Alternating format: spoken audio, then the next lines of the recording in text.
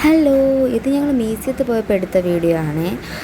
അപ്പോൾ ഫൈസിക്ക് മ്യൂസിയത്തിൽ പോകണം, സൂവിൽ പോയി ആനിമൽസിനെ കാണണമെന്ന് കുറേ ദിവസം കൊണ്ട് പറയണം. അപ്പോൾ പിന്നെ ഈ ചൂടൊക്കെ ആയതുകൊണ്ട് ഞങ്ങൾക്ക് പോകാൻ ഒട്ടും ഇൻട്രസ്റ്റ് ഇല്ലായിരുന്നു. പിന്നെ അവൻ ഡെയിലി പറയും പോകണം പോകണം പോകണം, അങ്ങനെ പോയതായിരുന്നു.